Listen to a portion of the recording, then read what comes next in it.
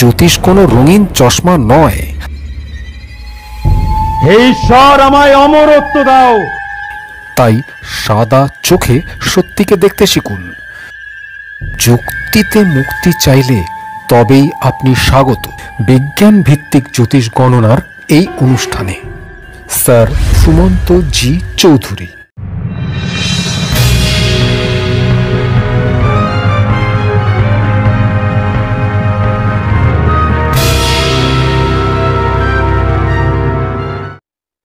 নমস্কার। The power of astrology Sumanta ji Chowdhury আমার এই ইউটিউব চ্যানেলে আপনাদের সবাইকে স্বাগত। আজ আমি আবার একটি নতুন অনলাইন প্রেডিকশন নিয়ে আপনাদের সামনে উপস্থিত। একজন জাতকের অনলাইন প্রেডিকশন। এই প্রেডিকশনটির সূচনাতেই জানিয়ে রাখি, ছোট্ট যে বিজ্ঞপ্তি আমি দিই সেই বিজ্ঞপ্তি 9903136903 আমার হোয়াটসঅ্যাপ নাম্বার। প্রফেশনালি কেউ যদি আমাকে দিয়ে প্রেডিকশন করাতে চান তাহলে সর্বপ্রথম আপনাদের ডিটেইলস অর্থাৎ date of birth, time of birth, place of birth আমার হোয়াটসঅ্যাপে পাঠিয়ে দেবেন। তারপর আমি বললে তবেই আমার ফিসটা ডিপোজিট করবেন। মনে রাখবেন, ফ্রিতে আমি কারোর প্রেডিকশন করি না। ফিস ডিপোজিট করা হয়ে যাবার পর আপনাদের যা যা কোশ্চেন বা কোয়ারিজ আছে এভরিথিং আমার হোয়াটসঅ্যাপ নাম্বার 9903136903 তে পাঠিয়ে দেবেন।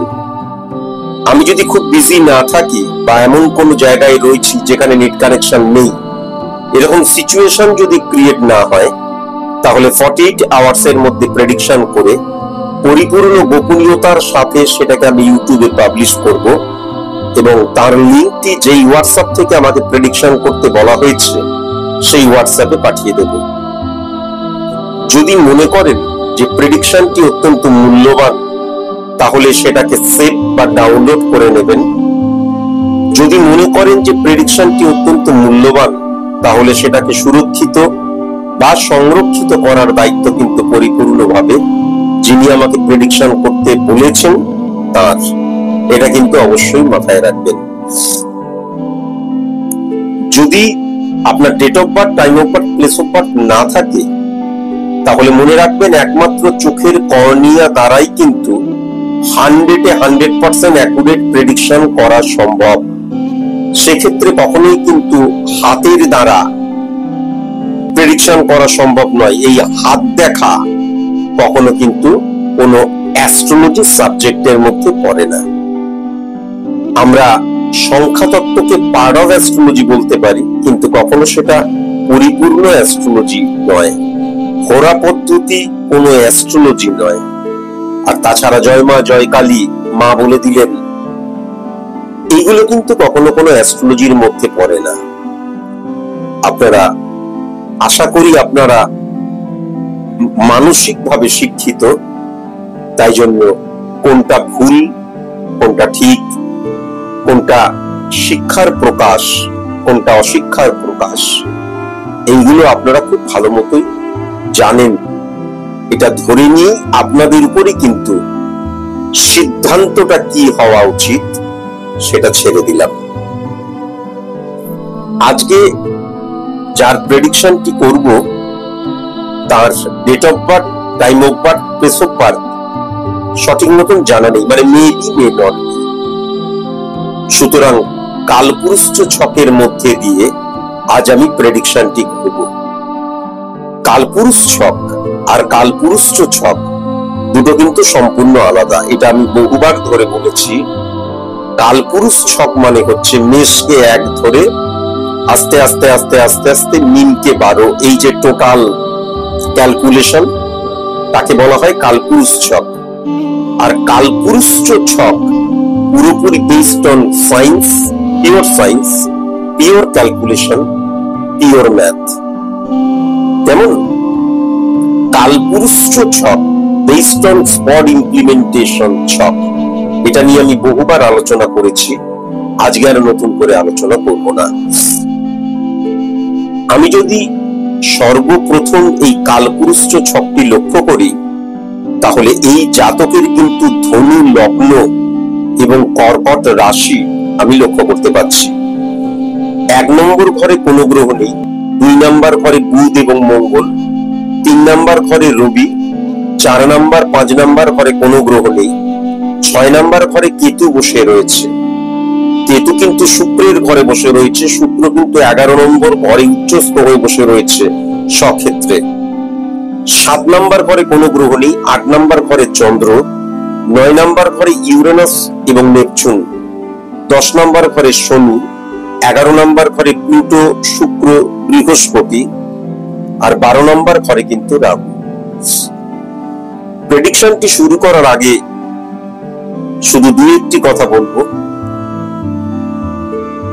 প্রথম কথা যেটা, সেটা হচ্ছে, যদি আপনি মনে করেন যে আমি কোন রকমের স্যারের যে ফিস, সেই ফিসটা জোগাড় করতে পেরেছি, এইবার আমি স্যারের কাছে আমার প্রেডিকশনটা করাতে চাই, কেননা আমার সামনেটা কি হতে চলেছে না হতে চলেছে আমার সামনেটা সম্পর্কে আমি জানি।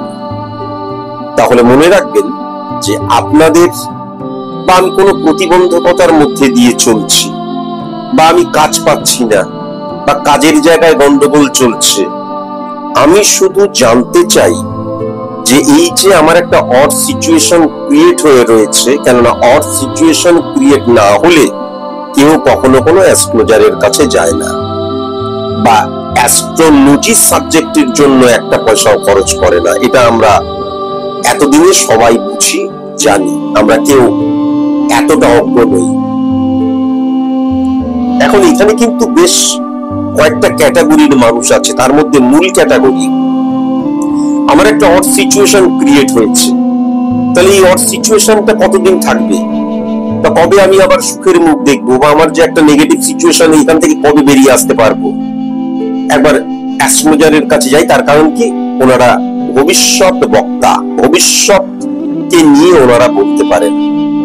প্রথমেই জানিয়ে রাখি, এই মানসিকতা যাদের, তারা আর যার কাছেই যান, আমার কাছে কখনো প্রেডিকশন করাবেন না। আমি আগেও বলেছি, আবার বলছি, আমি নিজেকে কলিযুগের দুর্বাসা মুনি বলি, কারণ আমার ক্রোধ বড় ভয়ঙ্কর। কারোর ক্রোধ রেগে গেল, ঠিক আছে, আমি রেগে গিয়ে যখন রেগে যাই, তখন সেই মানুষটার ভালো যাতে না হয় এই টেন্ডেন্সি আমার মধ্যে চলে আসে। আমি স্বীকার করছি, ক্ল্যারিফাই করা প্রয়োজন আমার, দুর্বাসা মুনির মতন। তাই জন্য অনেকেই বলেন, বাবা আপনি অভিশাপ দেন, শাপ দেন, কথাটা পুরোপুরি মিথ্যে নয়।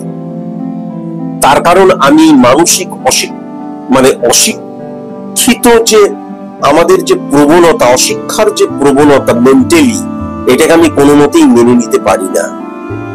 আমরা পৃথিবীর শ্রেষ্ঠ ভগবান বা সাইন্টিফিক ভগবান শ্রীকৃষ্ণকে এত বিশ্বাস করি, সম্মান করি, মর্যাদা তাকে দিই, কিন্তু তার যে অমুক বাণী, আগেও আমি বহুবার, অন্তত কয়েক কোটিবার বলা হয়ে গেছে, দৃত্য দুর্বাত্তাস্তি অত্যিং ত্রায় ত্রত্তা, যেই বাণীটা রয়েছে, রাব্বাং স্তুতিমতে যেই বাণীটাকে বহিঃপ্রকাশ করা হয়েছে, তার মধ্যে দিয়েও কিন্তু তিনি পরিষ্কার বলেছেন যে ব্যক্তিকেন্দ্রিক মানুষ, সমাজ, রাষ্ট্র, দেশ, পরিবার সমস্ত কিছু পরিবর্তন হয় কিন্তু কর্মের মধ্যে দিয়ে।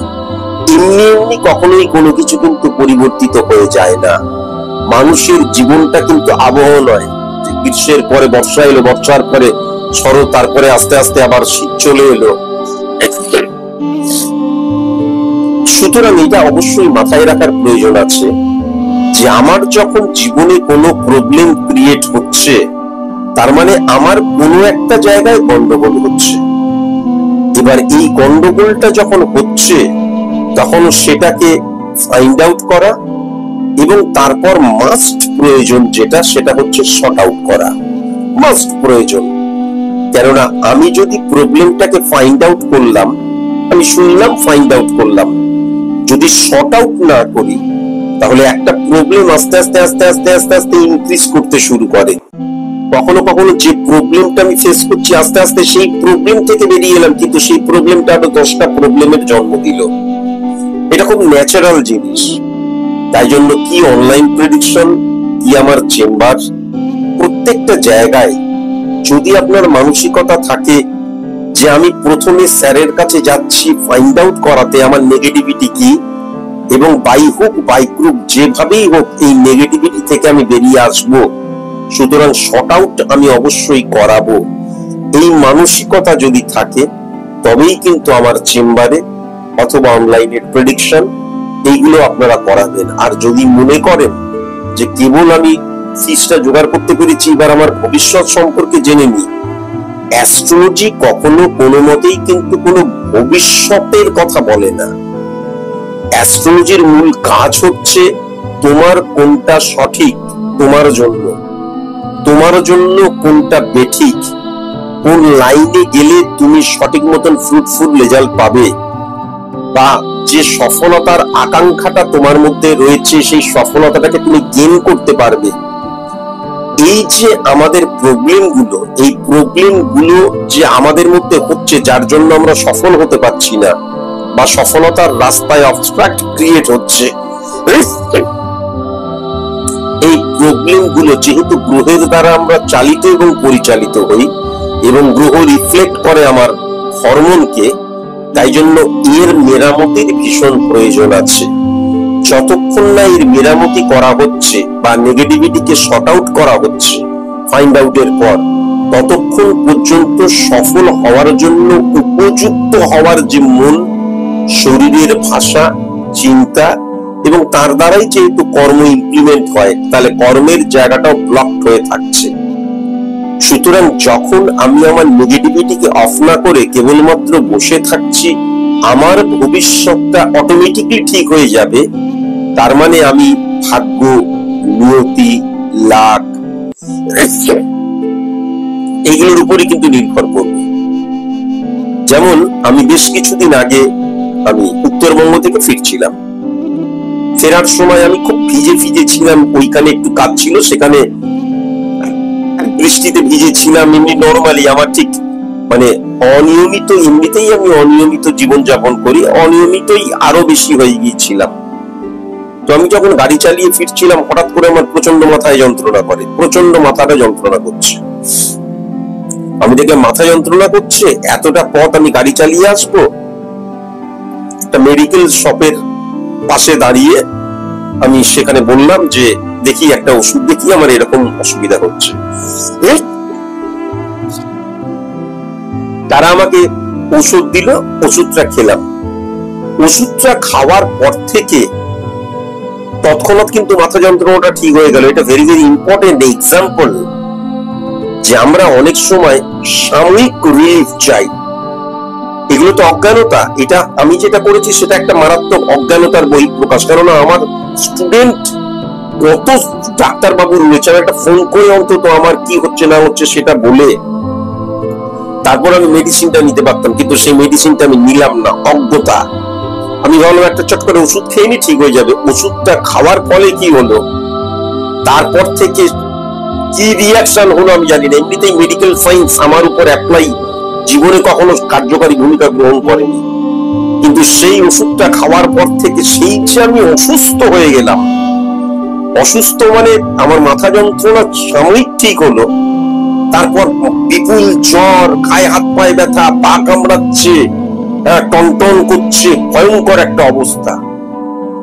এটা কিন্তু ভেরি ভেরি ইম্পর্টেন্ট। এটাও কিন্তু আমাকে একটা শিক্ষা দিল কি, এই যে আমার অজ্ঞানতা, সাময়িক অজ্ঞানতা, মানুষকে জ্ঞান দিয়ে বেড়াই কিন্তু নিজেই সাময়িক অজ্ঞানতা, চট করে মাথা যন্ত্রণা করছে, একটা ওষুধ খেয়ে ঠিক হয়ে যাবে।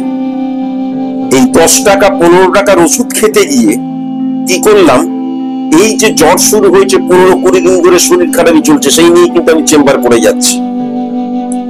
তাহলে প্রমিনেন্ট কেন একজন ডাক্তার বাবুর কাছে যাওয়া প্রয়োজন, কেন জীবনের জন্য একজন প্রপার সায়েন্টিফিক অ্যাস্ট্রোলজারের কাছে যাওয়া প্রয়োজন? তার কারণ আমরা সবসময় সাময়িক রিলিফ চাই।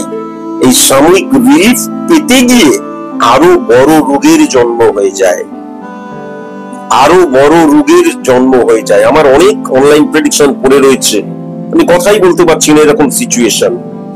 হ্যাঁ, একটা সামান্য 2টো ট্যাবলেটের রিয়াকশন এমন হলো যে পুরো মানে কি বলবো, একদম আরো নানান রোগের সৃষ্টি করলো। সেইগুলো নিয়ে আমি এখানে আলোচনা করতে চাইছি না।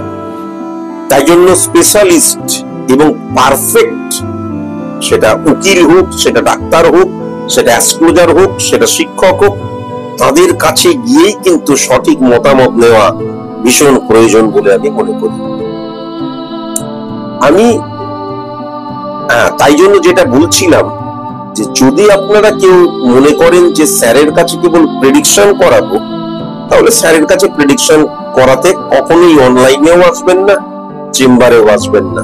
যদি মনে করেন যে আমার নেগেটিভিটি কোন জায়গা থেকে সৃষ্টি হচ্ছে, অ্যাকচুয়াল নেগেটিভিটিটা কি, সেটা আমি স্যারের কাছে ফাইন্ড আউট করাবো এবং সেটা যেভাবেই হোক শর্ট আউট করাবো, এবং স্যারের কাছে নিজেকে স্যারেন্ডার করে আমি আমার পরবর্তী জীবনটাকে স্টেবল করব, সিকিউর করব, তবেই কিন্তু আপনারা আমার কাছে আসবেন। সেটা অনলাইনেই হোক, সেটা চেম্বারেই হোক।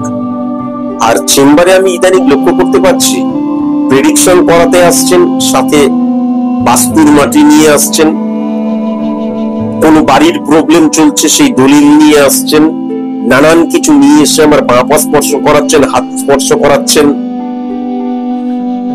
কুসংস্কারের আরেক নাম স্যার সুমন্ত জি চৌধুরী কোনোদিন ছিল না। কুসংস্কারকে আমি কোনোদিন বরদাস্ত করতে পারিনি।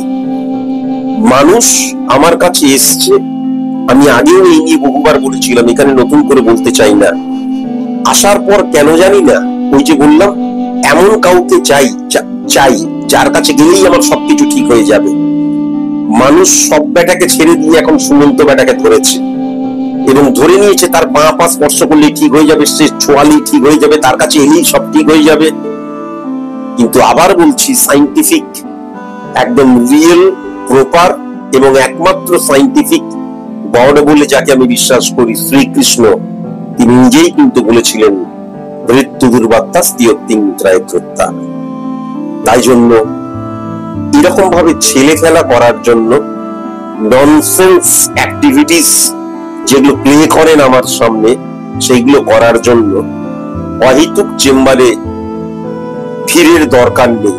আমার কাছে 4-5 জন আসবেন, 4-5 জন একদম শিক্ষিত মনস্ক আসবেন, প্রপার ভাবে সোপে দেওয়ার জন্য আসবেন। সেটাতে আমিও আনন্দিত থাকবো, সেটাতে আপনারাও সঠিক মতন থাকবেন। মানে যারা আসছেন তারাও প্রপার অর্থে গাইডলাইন নিয়ে গেলেন, হ্যাঁ, গাইডেন্সের প্রয়োজন সেইটা, এবং নেগেটিভিটিকে অফ করলেন। আমার কাছে প্রচুর মানুষ এলেন, সবাই অশিক্ষিত, এগুলোর প্রয়োজন নয়। কিন্তু আমি জাতকের এই যে ছকটা বললাম, ছক থেকে প্রথমেই তার কয়েকটি বৈশিষ্ট্য সম্পর্কে বলবো। প্রথম বৈশিষ্ট্য, আমি যদি খুব ভালো মতন লক্ষ্য করি, কেতু 6 নাম্বার ঘরে শুক্রের ঘরে বসে রয়েছে। এবার শুক্র কিন্তু 11 নম্বর ঘরে তুলার ঘরে নিজের ঘরে বসে রয়েছে, কিন্তু প্লুটো এবং প্লুটোর সাথে বসে রয়েছে, তাও ঠিক আছে, কিন্তু বৃহস্পতির সাথেও বসে রয়েছে। তাহলে কেতুকে কেন্দ্র ধরে 1, 4, 7, 10 ক্যালকুলেশন করলে 4:10, 12:1% মধ্যে দিয়ে মঙ্গল এবং চন্দ্র কিন্তু এক্ষেত্রে হিট করছে।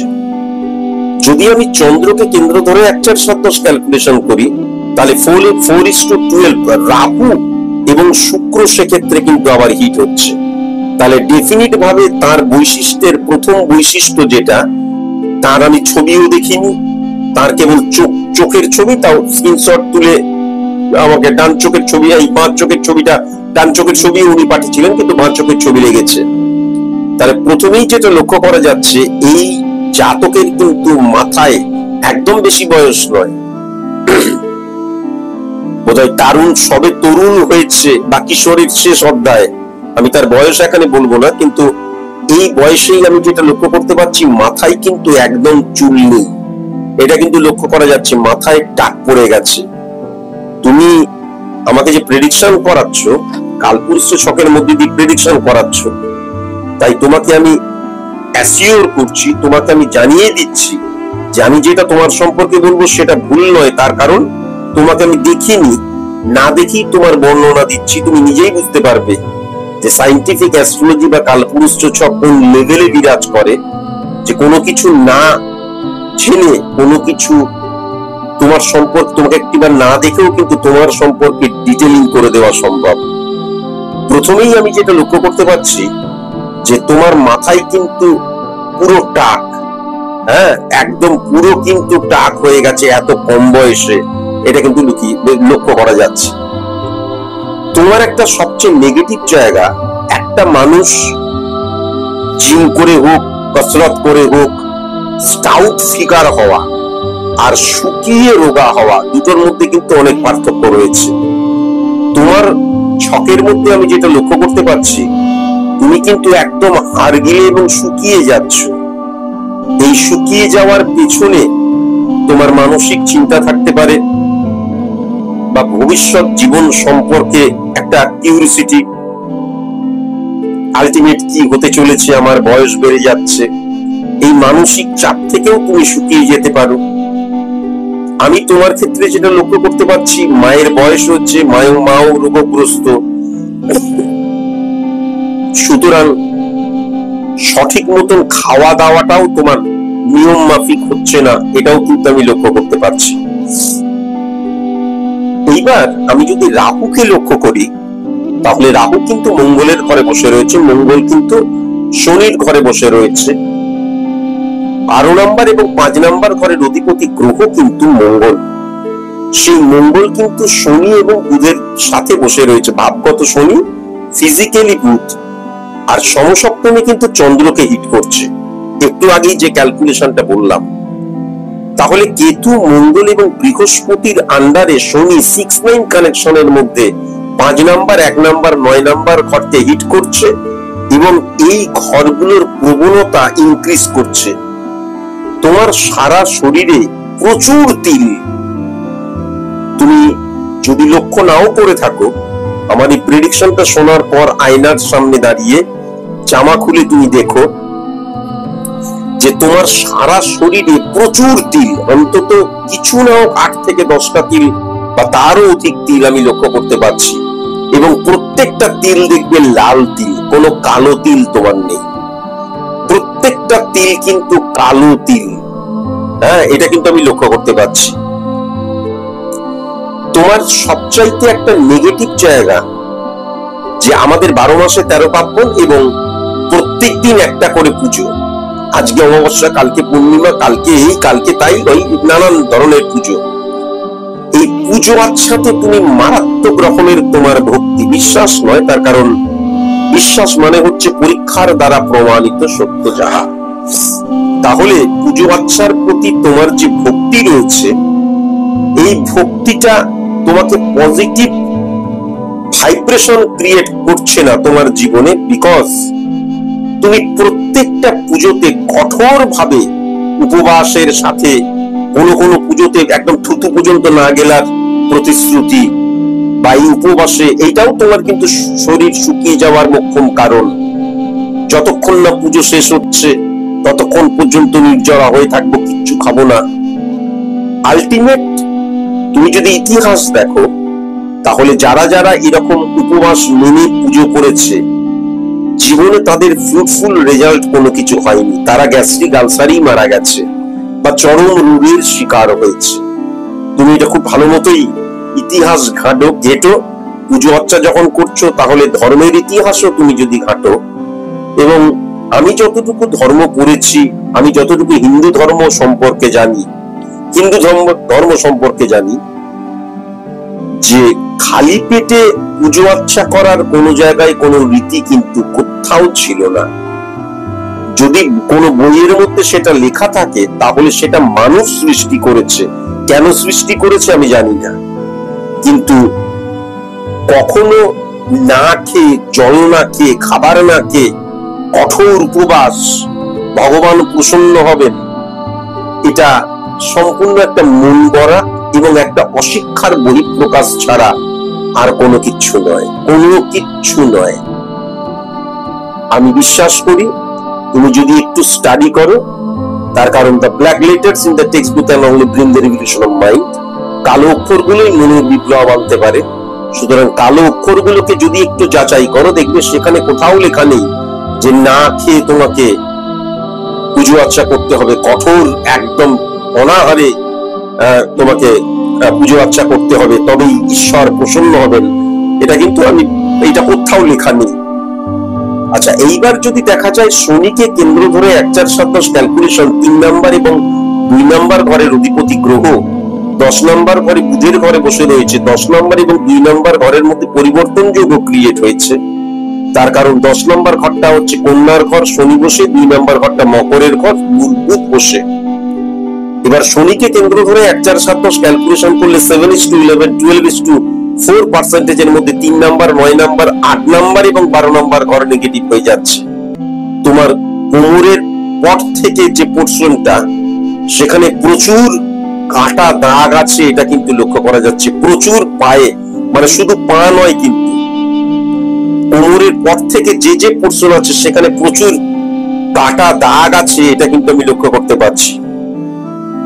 আর কোমরের পরের পোর্শন যে অঙ্গগুলো আমাদের রয়েছে, সেখানে কিন্তু তোমার প্রচুর দাঁত, হাজা, চুলকানির রোগ আছে, খুজুরি যাকে বলে, সেইটাও কিন্তু লক্ষ্য করা যাচ্ছে।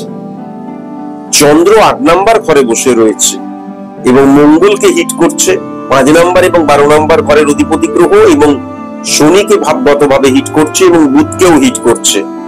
সুতরাং তুমি সবসময় মনমরা হয়ে বসে থাকো, সব সময় মনমরা হয়ে বসে থাকো। কারোর সাথে বেশি কথা বলো না। কবে লাস্ট উচ্চস্বরে এসেছিলে সেটাও তুমি ভুলে গেছো, এটা কিন্তু লক্ষ্য করা যাচ্ছে। তোমার বডি ল্যাঙ্গুয়েজের মধ্যেও কিন্তু আমি যেটা লক্ষ্য করতে পারছি, সবসময় একটা মনমরা ব্যাপার। তোমার বডি ল্যাঙ্গুয়েজের মধ্যেও সবসময় একটা মনমরা ব্যাপার, এটা কিন্তু আমি লক্ষ্য করতে পারছি। শুক্রকে যদি খুব ভালো মতন দেখা যায়, বৃহস্পতির সাথে 11 নম্বর ঘরে বসে আছে। 11 নম্বর ঘর মানে কিন্তু কর্মফলের জায়গা। আবার যদি শুক্রকে খুব ভালো মতন লক্ষ্য করা যায়, 6 নম্বর ঘরের অধিপতি গ্রহ, সেখানেও কিন্তু কেতু বসে রয়েছে। আবার যদি 7 নম্বর ঘরটিকে দেখা যায়, তাহলে 7 নম্বর ঘরের অধিপতি গ্রহ কিন্তু মঙ্গলের সাথে, যেটা 10 নম্বর ঘরের অধিপতি গ্রহ, সেখানে আবার শনি বসে রয়েছে। আবার শনির ঘরে মঙ্গলের সাথে কিন্তু বুধ বসে রয়েছে। তাহলে ডেফিনিট ভাবে যেটা বলা যায় যে তোমার কিন্তু বিবাহ হয়নি।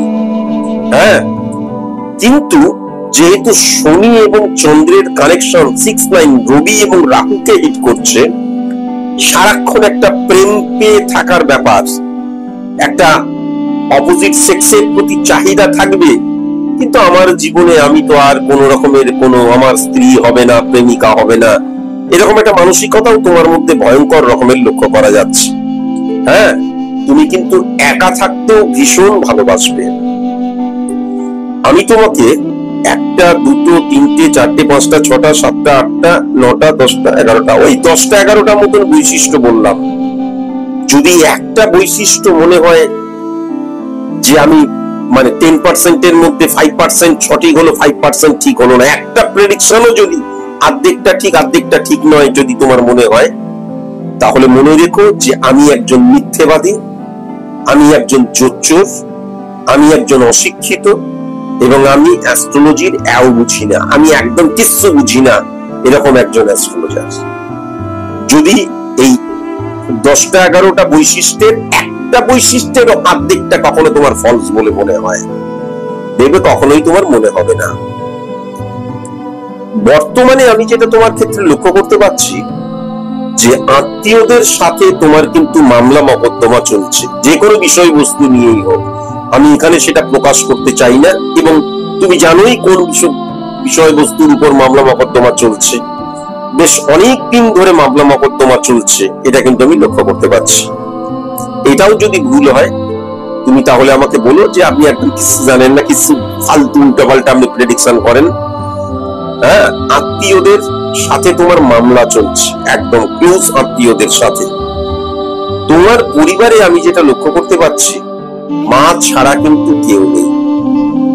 তোমার পরিবারে মা রয়েছেন, মা ছাড়া তোমার পরিবারে কিন্তু আর কেউ নেই। এখন তোমার মূল প্রশ্ন যেটা আমি ছক থেকে দেখতে পাচ্ছি, এই যে মামলা মকদ্দমা নিয়ে চলছে, আলটিমেট কবে আমি রেজাল্ট পাবো?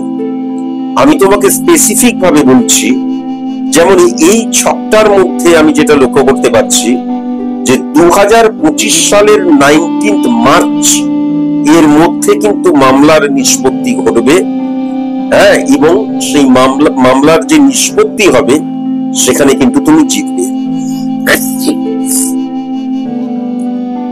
আমি যদি মঙ্গলকে ভালো মতো লক্ষ্য করি, কেতু কিন্তু এক্ষেত্রে উচ্চস্থ হয়ে রয়েছে, কেননা শুক্রের ঘরে শুক্র বসে রয়েছে। সেই শুক্র শুক্রের ঘরে কেতু বসে রয়েছে 6 নাম্বার ঘরে। তাহলে বৃহস্পতি বসে থাকার জন্য কি হচ্ছে, যে আমার সুখ পাওয়ার কথা, আমার জাগতিক সুখগুলো পাওয়ার কথা কিন্তু আমি পাচ্ছি না, কিন্তু আলটিমেট আমি সুখগুলো পাবই। আবার যদি কাজে এক্ষেত্রে কিন্তু কেতু উচ্চস্থ, স্যাটিসফ্যাকশনের জায়গাটা আছে, আজকের দিনে না হলেও ভবিষ্যতে স্যাটিসফাই সে হবে অন্তত জাগতিক সুখ সফলতার জায়গা থেকে। এখন মঙ্গল যদি লক্ষ্য করা যায় 2 নম্বর ঘরে বসে রয়েছে, বাট মঙ্গলকে যদি খুব ভালো মতন দেখা যায় তাহলে 3 ফেব্রুয়ারি থেকে 4:12 1:9% মধ্যে দিয়ে 9 নম্বর ঘরে কিন্তু উচ্চস্থ হয়ে যাচ্ছে সংযোগের জায়গা। 10 নম্বর ঘর কিন্তু উচ্চস্থ করে ফেলছে মঙ্গল, কর্মক্ষেত্রের জায়গা। 11 নম্বর ঘরে সবচেয়ে পাওয়ারফুল হয়ে যাচ্ছে। এবার আপনারা বলতে পারেন 11 নম্বর ঘরে তো শুক্র বসে রয়েছে।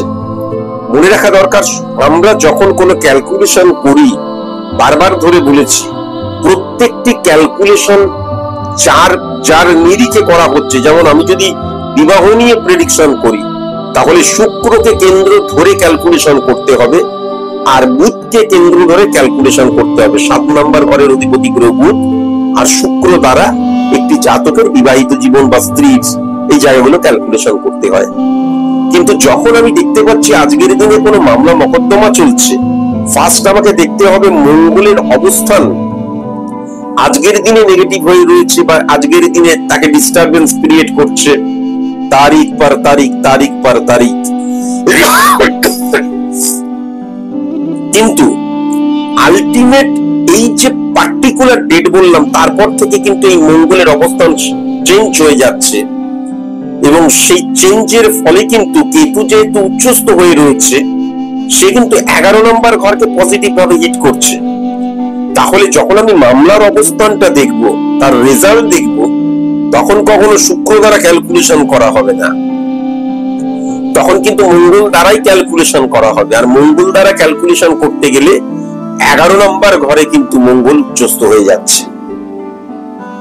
তাহলে ডেফিনিট ভাবে বলা যায় সেক্ষেত্রে কিন্তু শুক্রের অবস্থান আসছে না। অবস্থান আসছে না মানে শুক্র এবং মঙ্গল মানে মামলা মকদ্দমার কথা বলেছি, কিন্তু সেটা ফ্রুটফুল রেজাল্ট দেবে, কেননা কেতু উচ্চস্থ হয়ে যাচ্ছে আর শুক্র কিন্তু মঙ্গলের দ্বারা উচ্চস্থ হয়ে যাচ্ছে। বা 11 নম্বর ঘর তুলার ঘরটাও কিন্তু মঙ্গল উচ্চস্থ করে ফেলছে। তাহলে মামলা মকদ্দমা আমার জীবনে আছে মানে সবসময় আমার ডিক্রিজ হবে, সবসময় আমি হেরে যাবো, নট নেসেসারি। তাহলে মামলা মকদ্দমা যেটা রয়েছে সেখান থেকে ফ্রুটফুল রেজাল্ট পাবো, এটা কিন্তু পরিষ্কার লক্ষ্য করা যাচ্ছে। হ্যাঁ, 19 মার্চের মধ্যেই কিন্তু তুমি ফ্রুটফুল রেজাল্ট পাবে, এটা আমি লক্ষ্য করতে পারছি।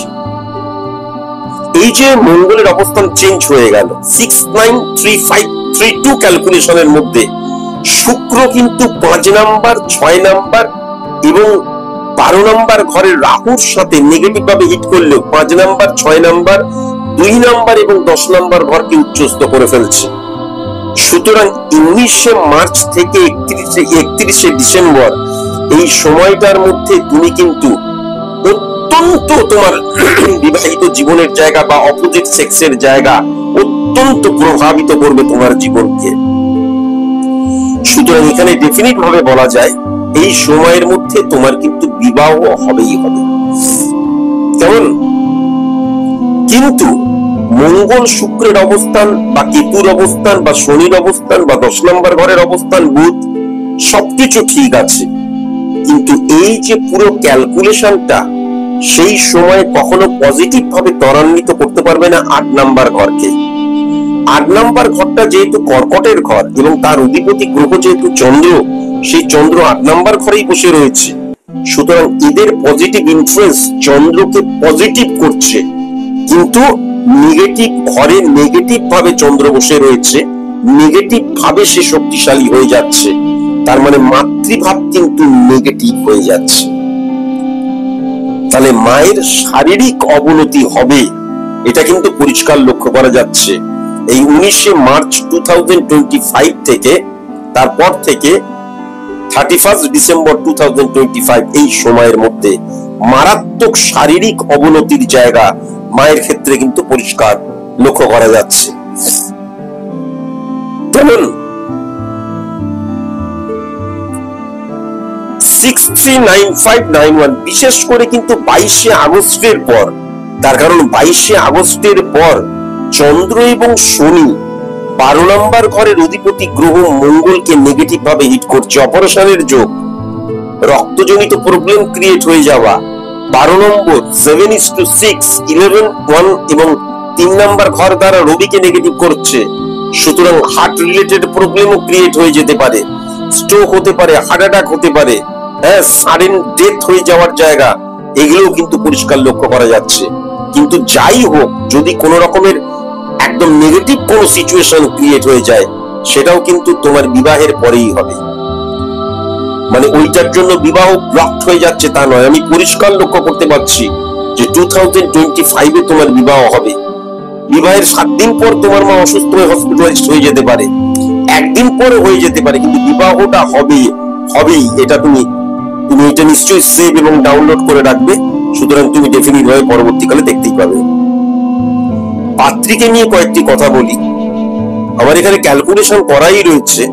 আমি যেটা লক্ষ্য করতে পারছি, পাত্রীর নাম, এই পাত্রীকে কিন্তু আগেও দেখা হয়েছে বা কথা হয়েছে, কিন্তু এই কথাই হয়েছিল, তারপরে আর এগোয়নি, এরকম সিচুয়েশন। আমি যেটা দেখতে পাচ্ছি, এই পাত্রীর সাথে তোমার আগেও দেখা হয়েছে, প্রেম নয়, দেখা হয়েছে বা কথা হয়েছে পরিবারের মধ্যে। সি দিয়ে তার নাম হবে, নয় এম দিয়ে তার নাম হবে, নয় ও দিয়ে তার নাম হবে। এই পাত্রীর হাইট কিন্তু 5 ফুট থেকে 5 ফুট 3 ইঞ্চির মধ্যে হবে। তার কিন্তু ফর্সা, গায়ের রং ফর্সা হবে এবং লম্বা চুল থাকবে, কিন্তু লম্বা চুলের রং কিন্তু কটা হবে, কটা। হ্যাঁ, ভীষণ চটপটে টাইপের মেয়ে হবে, এটাও কিন্তু লক্ষ্য করা যাচ্ছে। ভীষণ বুদ্ধিমতী, কিভাবে নিজেরটা গুছিয়ে নিতে হয় এই মেয়ে কিন্তু দারুণ জানবে, আজকের দিনে জানাই প্রয়োজন। আর তার বাবার কিন্তু মুদিখানার দোকান থাকবে, একদম আজকের দিনে লিখে দেওয়া যায়, তার বাবার কিন্তু মুদিখানার দোকান থাকবে, এটা কিন্তু ডেফিনিট ভাবে বলা যায়। একটা কথা অবশ্যই কিন্তু তোমাকে মাথায় রাখার প্রয়োজন আছে, তোমার ছক দ্বারা যেটা আমি লক্ষ্য করতে পারছি, শালাবাবু থেকে ভীষণ সাবধানে তোমাকে থাকতে হবে। শালাবাবু থেকে ভীষণ সাবধানে তোমাকে থাকতে হবে। আর তোমার, আমি যেটা লক্ষ্য করতে পারছি, আফটার ম্যারেজ, সেটা মায়ের শরীর খারাপ যতই হোক, যাই হোক, হোয়াটএভার যাই হোক, পরবর্তীকালে কিন্তু খুব দ্রুত গৃহ বৃদ্ধির জায়গা লক্ষ্য করা যাচ্ছে। মানে 2 ঘর বা এমনি দেখা যাচ্ছে 2 কামরার একটা তোমার ফ্ল্যাট নেই, তুমি বাড়ি, সেই বাড়িটা এক্সটেনশন করা হলো, দেখা গেল তার উপরে আরেকটা ঘর তোলা হলো, বাড়িটাকে বড় করা হলো, এই জায়গাটা লক্ষ্য করা যাচ্ছে। কিন্তু মনে রেখো, মাসতুতো ভাই বা মাসতুতো বোন, এদের দ্বারা এরা কিন্তু মারাত্মক ভাবে গুপ্ত শত্রুতা করার চেষ্টা করবে। তাছাড়াও সি অক্ষর দিয়ে, এম অক্ষর দিয়ে, টি অক্ষর দিয়ে, পি অক্ষর দিয়ে, আই অক্ষর দিয়ে, ও অক্ষর দিয়ে, কিউ অক্ষর দিয়ে যাদের নাম, তাদের থেকে ভীষণ সাবধানে তোমাকে থাকতে হবে।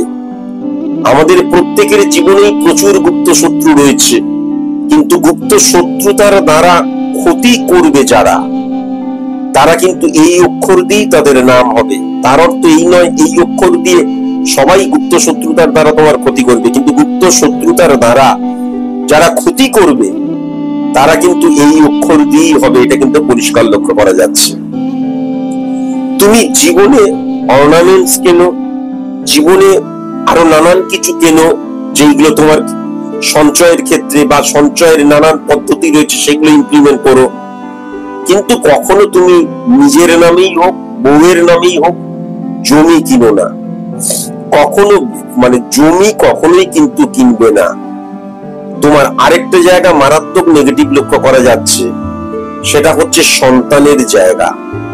আমি তোমার ছকের মধ্যে যেটা লক্ষ্য করতে পারছি, তুমি পরবর্তীকালে ডাক্তারবাবুকে চেকিং করিয়ে নিও, দেখবে ওয়াইফেরও কোনো রকমের দোষ থাকবে না, তোমারও কোনো দোষ থাকবে না, কিন্তু তোমাদের সন্তান হবে না। তোমাদের ফিজিক্যালি তুমি পিতা বা মাতা তোমরা হতে পারবে না, এটা পরিষ্কার লক্ষ্য করতে পারছি। সন্তান না হওয়ার জায়গা কিন্তু লক্ষ্য করা যাচ্ছে। তোমার একটা টেন্ডেন্সি রয়েছে এই টেন্ডেন্সির জন্য অবশ্যই ডাক্তারবাবুর কাছে যেও। হজম, গ্যাস রিলেটেড প্রবলেম ক্রিয়েট হওয়া, কিছু খেলেই হজম হচ্ছে না, গ্যাস অম্বল, এই প্রবলেম ক্রিয়েট হয়ে যাচ্ছে, এটা কিন্তু লক্ষ্য করা যাচ্ছে। কেমন? আর 2026 সালের 1 মের পর থেকে একাধিক বিজনেস করার জায়গা, তুমি কিন্তু খাদ্য রিলেটেড বিজনেসই করো। 2026 সালের 1 মের পর থেকে একাধিক বিজনেস করার জায়গা কিন্তু তোমার ক্ষেত্রে লক্ষ্য করা যাচ্ছে। একাধিক বিজনেস করার জায়গা তোমার ক্ষেত্রে কিন্তু লক্ষ্য করা যাচ্ছে।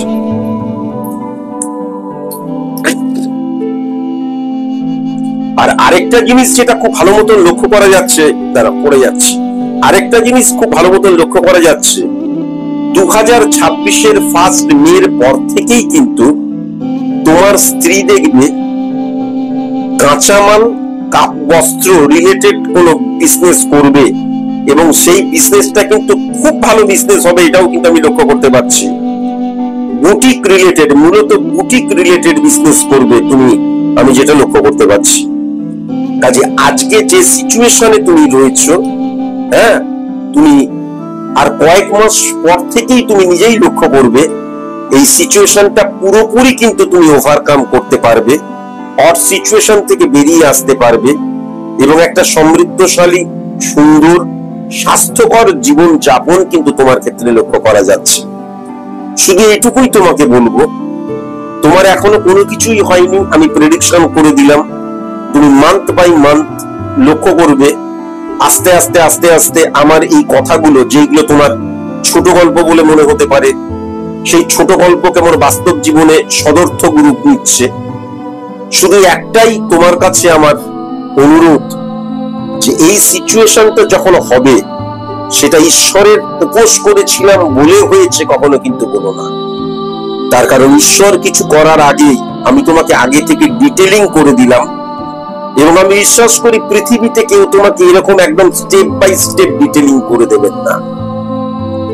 কাজেই ঈশ্বর করে দিয়েছেন কখনোই নয়, এই সবকিছুই তোমার হবে।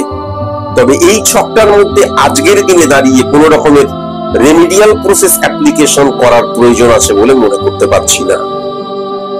তোমার সন্তান হবে না, তার জন্য তুমি যেখানে যাও, যে পুজো যাও, যার কাছে যাই করো, ইভেন আমি আজকের দিনে চ্যালেঞ্জ করে দিলাম, তুমি ডাক্তারবাবুর কাছে গিয়েও চিকিৎসা করালেও দেখবে তোমার সন্তান হবে না। সুতরাং কোন রেমেডি নিলে সন্তান হয়ে যাবে, এটা কখনো তুমি চিন্তা করো না। কোন রেমিডিয়াল প্রসেস অ্যাপ্লিকেশন কখনো তোমাকে ফিজিক্যালি বাবা হতে সাহায্য করবে না, বা যে কোনো রকমের কোনো ডাক্তারবাবুও তোমাকে করতে পারবে না, কেননা ছকের মধ্যে সেটাই লক্ষ্য করা যাচ্ছে। পরিশেষে দুটো কথা। প্রথম কথা, যারা অসুস্থ তারা কখনো কোনো মতে আমার চেম্বারে আসবেন না। কোন রোগ আমি সারাতে পারি না, তার জন্য ডাক্তারবাবুরা রয়েছেন, সাদা পোশাকের ভগবানেরা রয়েছেন। আর দ্বিতীয়ত, যারা যারা কেবল প্রেডিকশন করাতে চান, আমি একবার এমনি প্রেডিকশন করাতে চাই, কখনো কোনো মতে কখনো অনলাইনে বা চেম্বারে আসবেন না। যারা যারা একদম মনস্থির করে নেবেন যে আমি আমার নেগেটিভিটিকে প্রথমে ফাইন্ড আউট করাবো এবং যে কোনো মূল্যে সেটাকে শর্ট আউট করাবো, তবেই আমার কাছে আসবেন, তা না হলে কখনো আমার কাছে আসবেন না। আজকের মতন এইটুকুই। নমস্কার।